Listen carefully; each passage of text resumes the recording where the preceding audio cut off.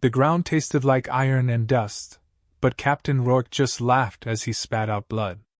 Above him, the armored boots of the Galactic enforcers stomped into a circle, their sharp-edged armor gleaming under the pale wreckage of the sun.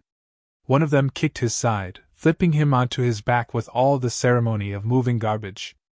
Rourke coughed again, his broken ribs grinding painfully against each other, and with a slow, wicked smile, he whispered through cracked lips, "Backup's here."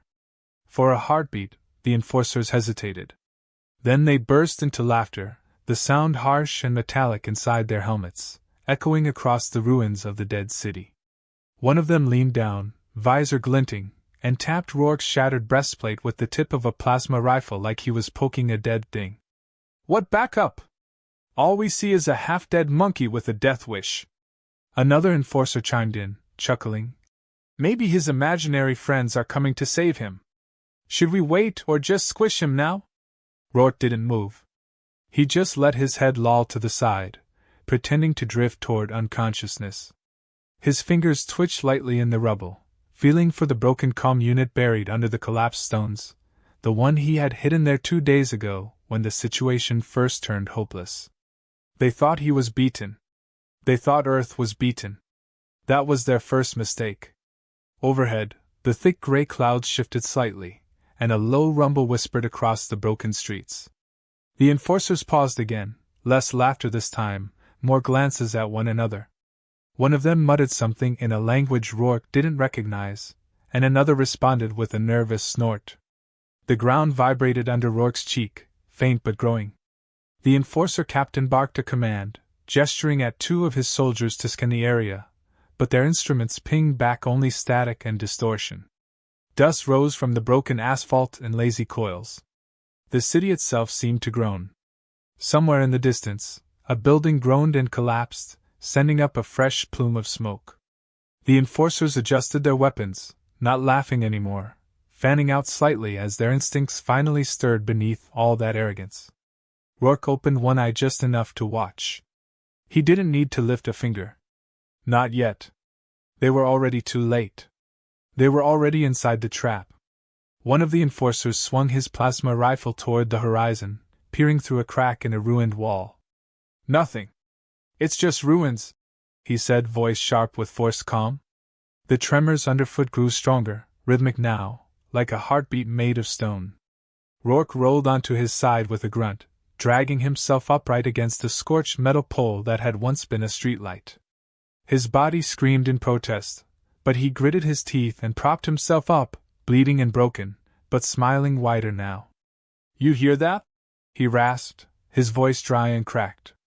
The enforcer captain stomped toward him, annoyed, raising his rifle to smash Rourke's skull in. Before he could swing, a deep mechanical roar ripped through the haze, cutting the air like a blade. Heads snapped around. Down the ruined boulevard, emerging from the smoke and fire, came a shape no enforcer had ever expected to see again. It was an ancient Earth mech, battered and scarred, its left arm dragging slightly from some old battle wound, but its reactor core burning bright blue beneath layers of patched metal. Scrawled across its chest plate, barely visible under grime and soot, were the faded words, "Property of Earth Resistance Unit 17. And behind it, scrambling over the wreckage, came humans. Real humans. Some were in piecemeal armor made from salvaged alien tech, others wore old military gear decades out of date, their weapons mismatched and ugly. But their eyes burned with fire. And every one of them was grinning like a wolf spotting wounded prey. The enforcers recoiled, stepping back unconsciously. Their scanners flickered and died as the mech's jamming field washed over them. One of them cursed, raising a plasma cannon toward the advancing machine, but it was too slow. A harpoon launcher fired from the mech's right arm, punching straight through the enforcer's torso and pinning him to a wall like an insect in a collection. Panic rippled through the enforcer squad. They shouted commands, their formation breaking apart as snipers hidden in the rubble opened fire, targeting joints and exposed optics with ruthless precision. Explosions rocked the ground, throwing dust and debris into the air. The enforcers had shields, armor, superior firepower, and none of it mattered. They were being hunted now, on a planet they thought they had already conquered. Rourke forced himself to his feet fully, staggering but upright, every breath a knife in his lungs. He watched as the enforcers tried to rally, shouting at one another in desperation. It was like watching overconfident predators realize they had wandered into another hunter's territory. He limped forward a few steps, dragging his battered body with sheer stubbornness, and picked up a discarded alien pistol. It hummed in his hand, alien tech adapted to a human's grip by necessity. Rourke tilted his head, studying the chaos with something close to amusement. The enforcer captain finally spotted him again and pointed. "Kill him! Kill that human!" he shrieked, voice breaking.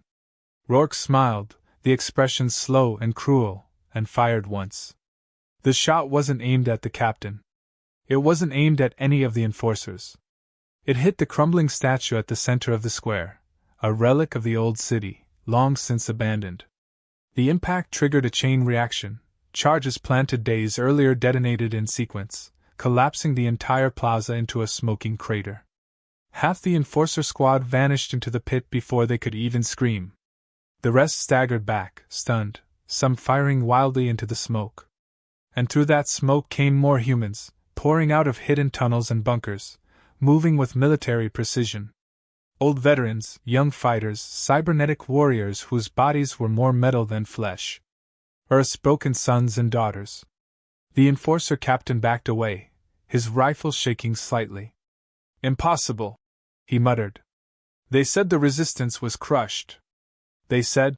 Rourke limped closer, ignoring the blood soaking his side, the pain screaming in his bones.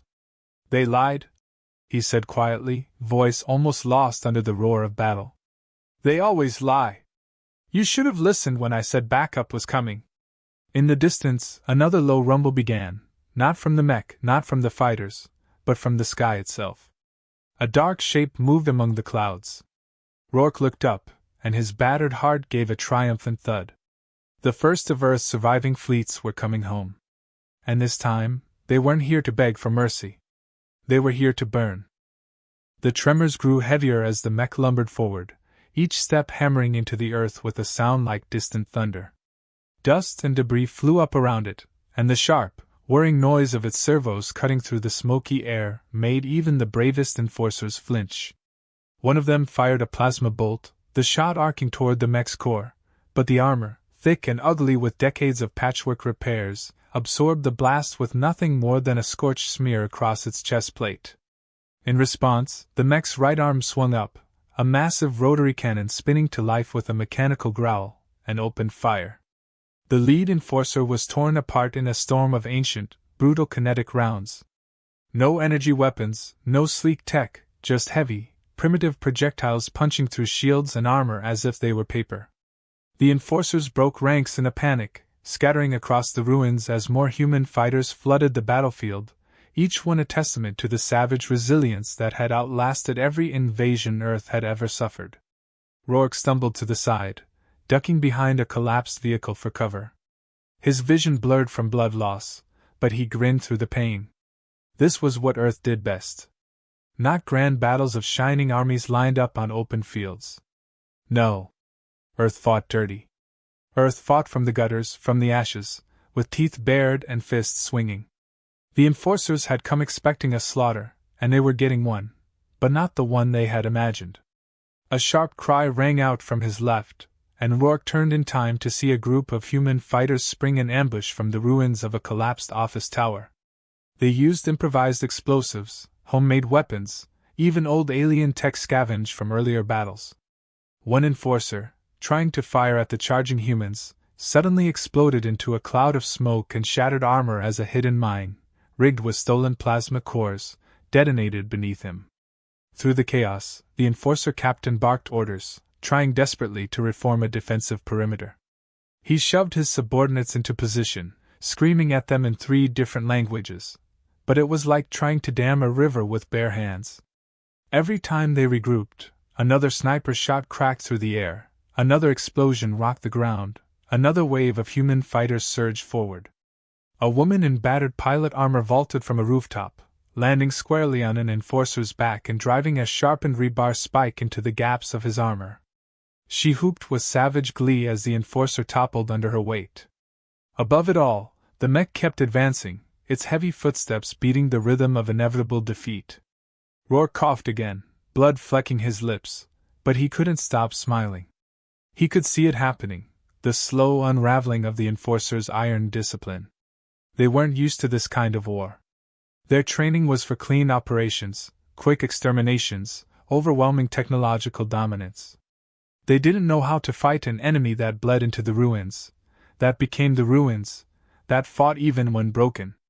The humans had no clean uniforms, no shining banners, no retreat plans. They fought because there was nowhere else to go. They fought because Earth was still their home, even in ashes. An Enforcer broke away from the main group, trying to flank the humans, but was immediately swallowed up by a trap. A section of street, weakened by weeks of deliberate sabotage, gave way under his weight, and he plunged screaming into a pit lined with sharpened steel. Another tried to jetpack upward to gain high ground, only to be yanked from the sky by a net of monofilament wire stretched between two towers. He hit the ground hard and didn't rise again. The captain roared in frustration, firing blindly into the ruins, blasting apart buildings, cars, anything that moved. He didn't realize he was exposing himself until it was too late. A lone figure stepped into view, rifle steady, armor scorched but functional. The shot was almost casual. A single slug punched through the captain's shoulder plate, spinning him around and sending his weapon clattering across the pavement. He staggered back, clutching the wound, and stared at the human sniper with disbelief. Rourke watched it all unfold, heart pounding with savage satisfaction. This was no longer a fight. This was a rout. The mech reached the center of the battlefield and knelt with a hiss of hydraulics, providing cover for the human fighters who swarmed around its armored legs like ants around a war elephant. Heavy missile pods opened along its back, launching a salvo into the retreating Enforcers. The sky lit up with fire and smoke, buildings crumbling under the assault. Rourke dragged himself to the mech's side, where a grizzled veteran with cybernetic arms hauled him up with surprising gentleness. The man's face was a roadmap of old scars, his eyes sharp and clear. Without a word, he handed Rourke a fresh rifle and slapped him on the shoulder before vanishing back into the fray. Rourke leaned against the mech, catching his breath. Around him, the humans were fighting like demons, every ambush and strike honed to lethal efficiency. It wasn't just about winning. It was about sending a message. Earth wasn't broken. Earth wasn't conquered. Earth was the graveyard of conquerors. One Enforcer, realizing the hopelessness of the situation, tried to activate a distress beacon. A wiry teenage fighter hurled a jagged chunk of concrete at his hand, shattering the device and his wrist. The Enforcer screamed, a raw, ugly sound, and was silenced a moment later by a precise shot to the head. The humans pressed forward, relentless.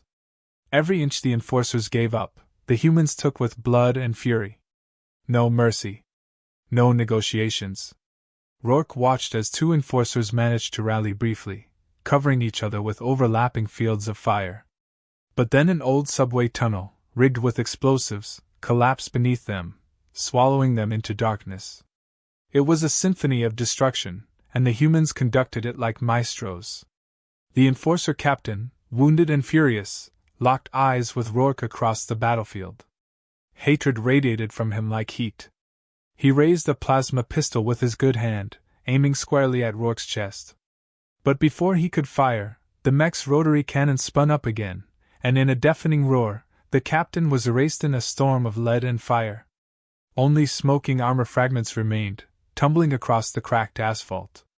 Rourke sagged back against the mech, exhausted but exhilarated. He looked up at the ruined sky, watching as more dark shapes moved among the clouds. Not Enforcer reinforcements. No. These were heavier, older, human-built ships, their silhouettes battered but proud. Earth's forgotten fleets, hidden away during the first days of the invasion, now returning for the final fight. Rourke let out a breathless laugh and wiped the blood from his mouth. Backup had arrived. And Earth wasn't done yet. Not by a long shot. The battlefield pulsed with the smell of ozone and scorched metal as the surviving Enforcers scattered, retreating deeper into the ruins like rats. For a moment there was a lull, A heavy silence broken only by the crackling of fires and the distant rumble of collapsing buildings. Rourke watched them flee, leaning heavily on the battered mech's foot for support, every muscle trembling from exhaustion. But he knew this wasn't over. Not yet. Above the city, the dark silhouettes of Earth's hidden fleets grew larger, blocking out patches of the bruised sky. They weren't landing yet. No, they were waiting. Watching. Letting the ground forces bleed the enforcers dry before delivering the final hammer strike. Rourke grinned, wiped his mouth with the back of his hand, and straightened painfully. He could feel it, deep in his gut. Something bigger was coming. This wasn't just a random fight. This was the setup for something devastating. In the ruins ahead, a low mechanical whine cut through the smoky air. Rourke squinted and caught sight of a large enforcer transport, half camouflaged under debris and fallen structures. The retreating enforcers weren't running randomly. They were falling back to it, rallying around their last piece of high-value equipment. If they reached it, they could regroup, bring in orbital support, maybe even glass the city to cover their retreat. That couldn't happen. Rourke pushed off the mech with a grunt and stumbled toward the assembling fighters. The humans, bloodied but burning with adrenaline, turned their battered faces toward him. No formal salutes, no elaborate ranks anymore. They listened because they trusted survival instincts more than command structures.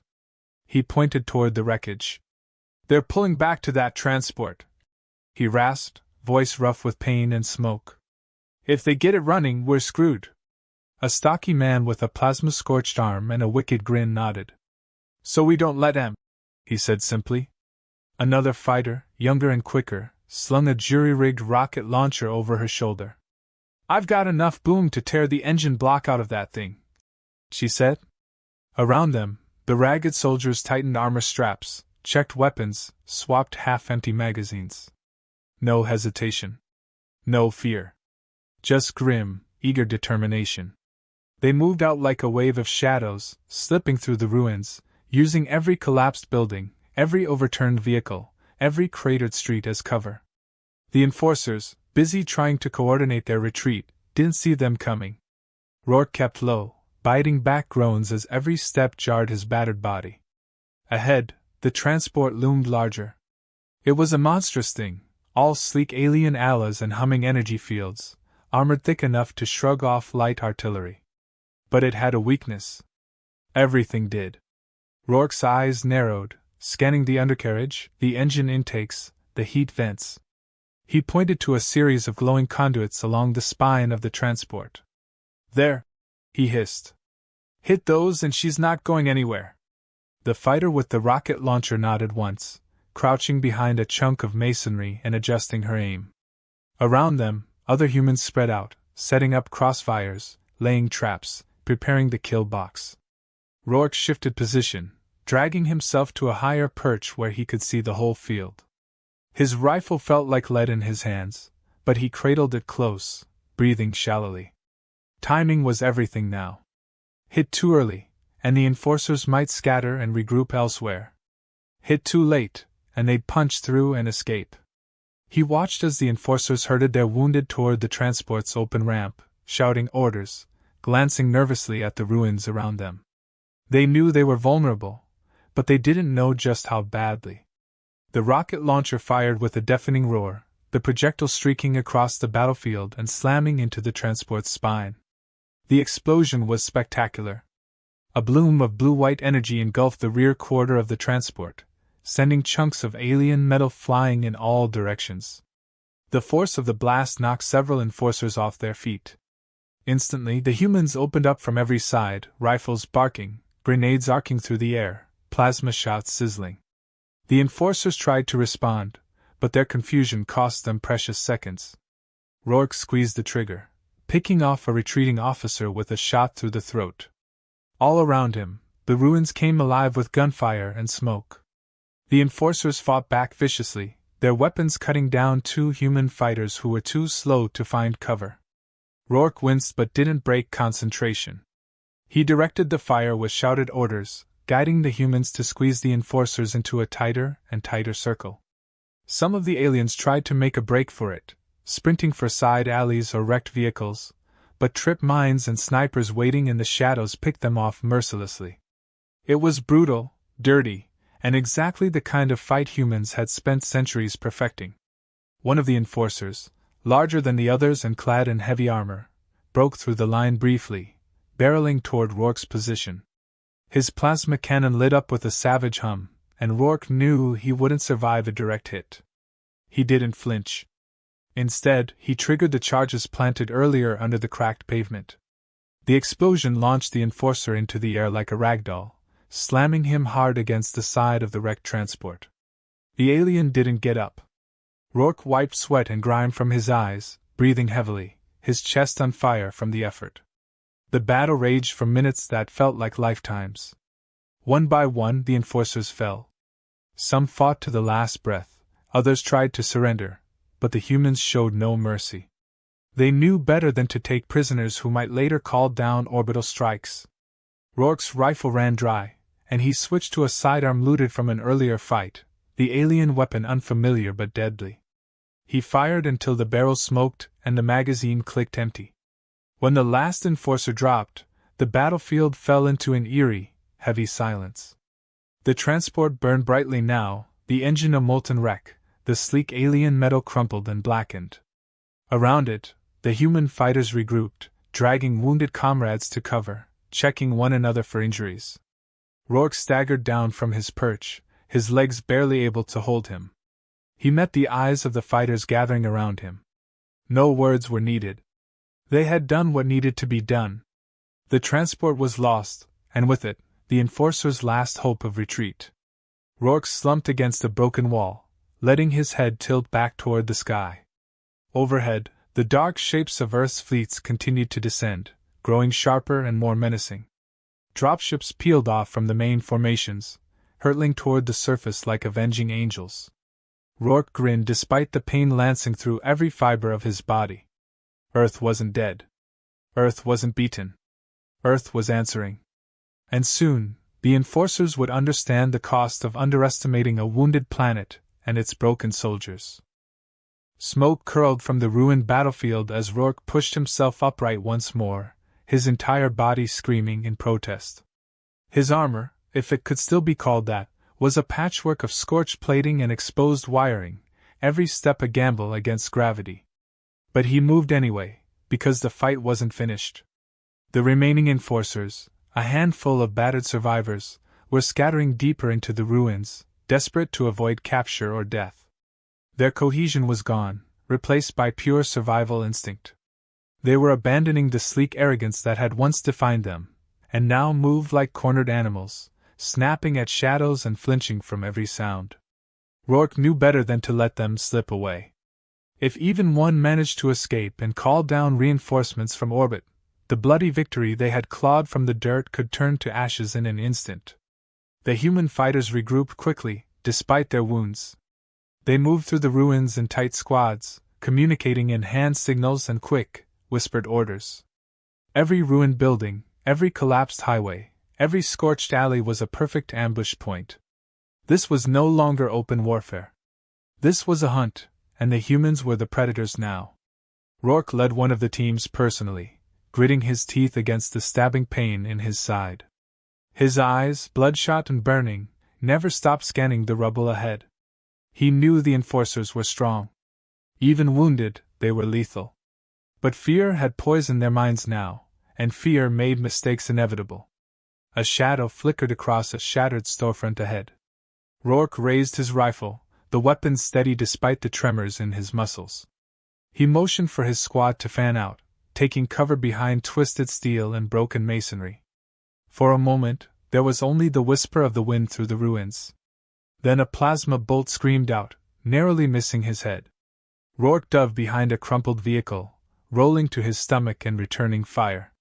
His shots were precise, aimed not to kill immediately but to pin the enemy down, force them into moving where he wanted them to. Sure enough, the enforcer burst from cover moments later, running for a better position. He never made it. 3 human fighters opened up from concealed spots, riddling the enforcer with fire until he collapsed in a heap of sparking armor. Rourke didn't pause. He pushed forward, leading the squad deeper into the ruins, following the trail of blood and scorched footprints. Every encounter was faster, uglier, more desperate. The enforcers fought like soldiers who knew they were already dead but refused to fall quietly. In one brutal skirmish, an enforcer ripped through 2 human fighters before finally being brought down by a grenade tossed into the confined space where he had taken cover.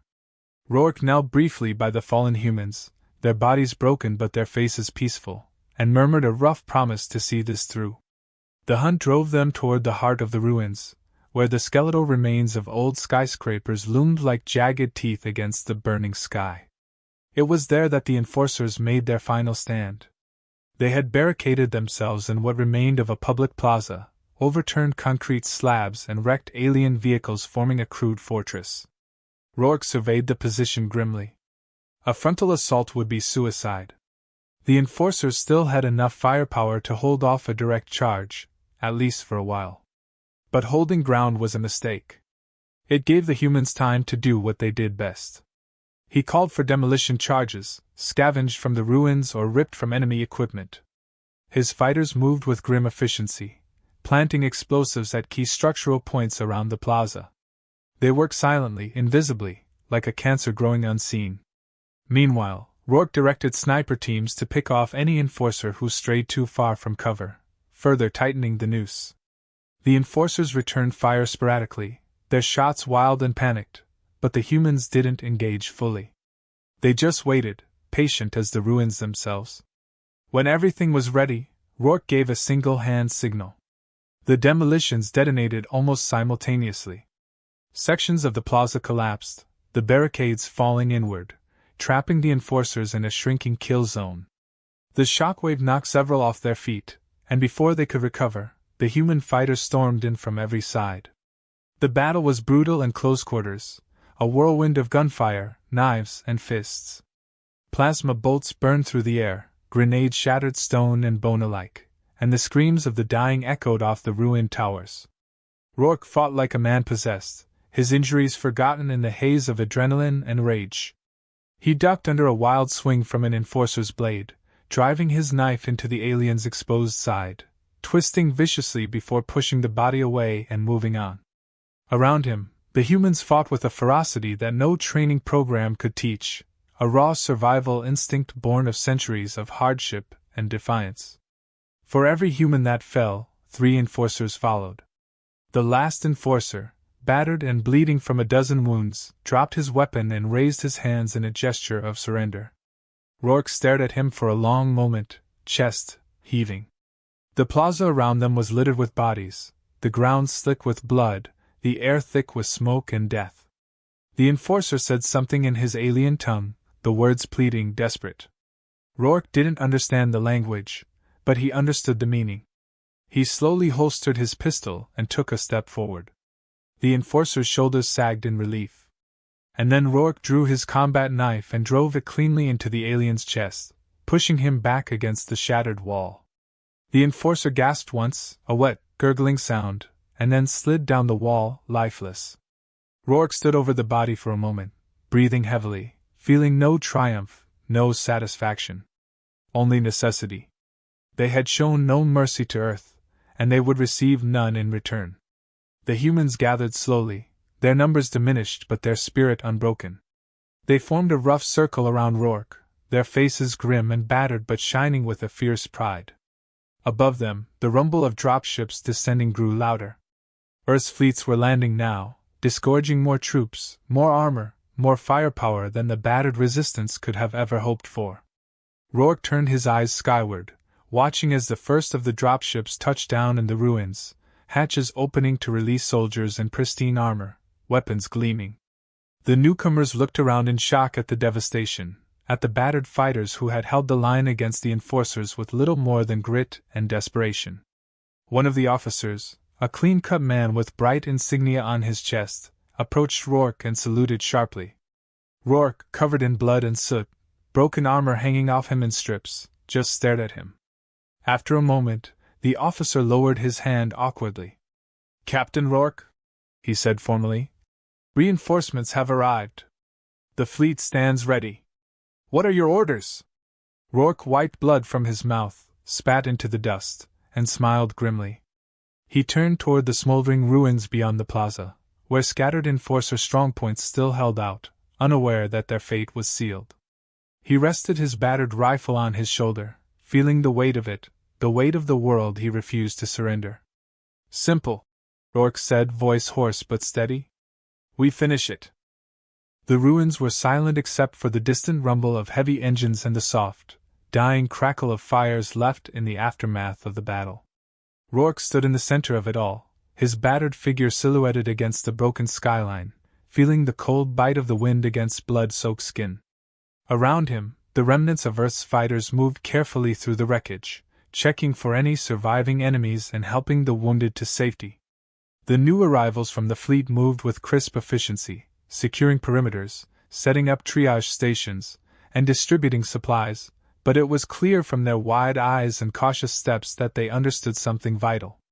The real victory hadn't been won by them.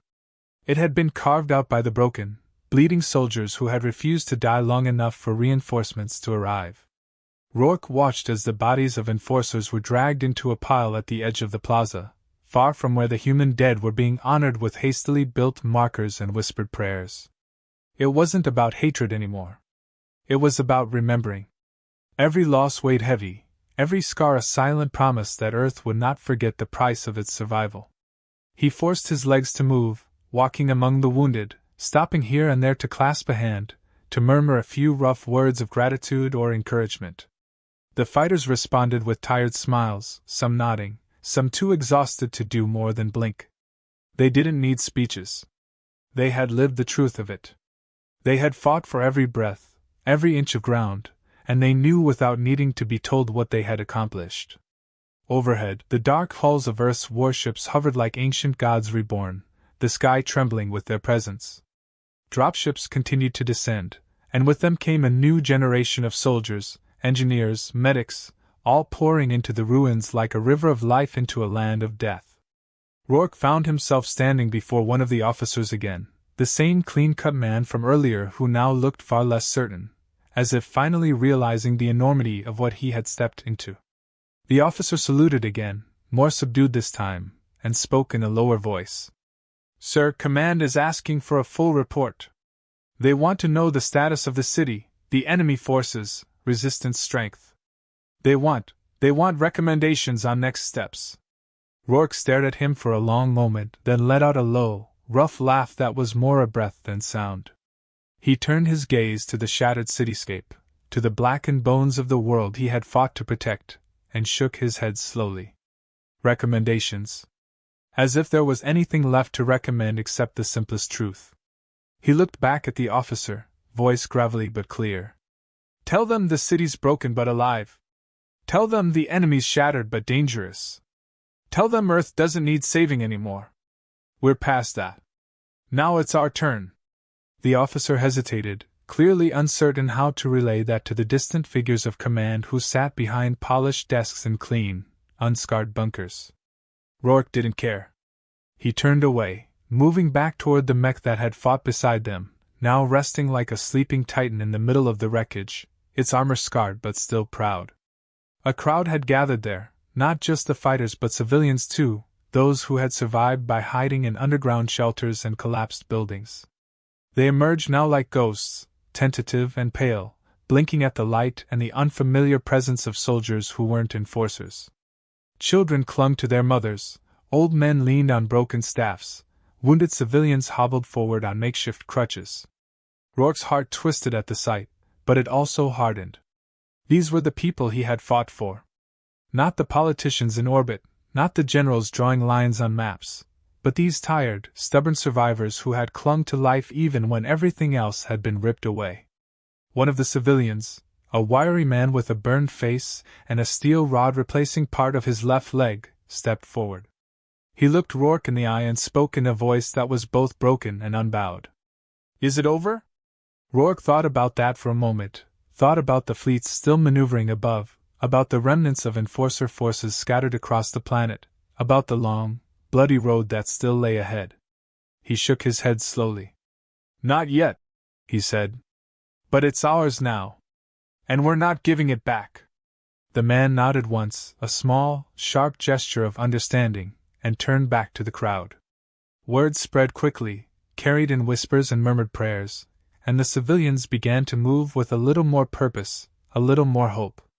Rourke watched them go, feeling something deep in his chest loosen for the first time in what felt like years. They had survived. That meant they could rebuild. That meant Earth still had a future. The officer returned a moment later, face tight. "Sir, command confirms. Full planetary operations authorized. Earth is under our control again. Orders are to consolidate and prepare for counteroffensive strikes against remaining enemy assets." Rourke nodded absently, his mind already moving ahead, already planning the next steps. He would rest when it was truly over. Not before. He looked toward the distant horizon, where the last pockets of resistance still flickered like dying fires. "Good," he said softly. "Because I'm not finished." The officer hesitated, then asked, almost reluctantly, "Do you want a medical evac, sir? You're wounded." Rourke laughed again, a short, dry sound. He glanced down at his battered body, at the blood drying on cracked armor, at the trembling in his limbs. Wounded didn't even begin to cover it. But he shook his head. "I didn't fight to be carried away from this," he said. "I'll walk out when it's done." Without another word, he slung his battered rifle over his shoulder and began limping toward the edge of the ruins, toward the next fight, the next stand, the next impossible battle waiting to be won. Around him, the fighters who had bled and survived alongside him moved to follow, a tide of human defiance rising to meet whatever came next. Behind them, the mech rumbled to life once more, its engines growling as it rose to its feet. Above, the clouds parted slightly, and for the first time in what felt like forever, a beam of sunlight pierced the gloom, bathing the ruins in pale, golden light. Rourke felt it on his face, felt the warmth of it sink into his bones, and allowed himself a rare moment of peace. Earth was wounded, scarred, broken. But it was alive. And as long as it breathed, so would he. So would they all. Backup had come. Earth had answered. And now, it was the galaxy's turn to learn what happened when you tried to break something that refused to die.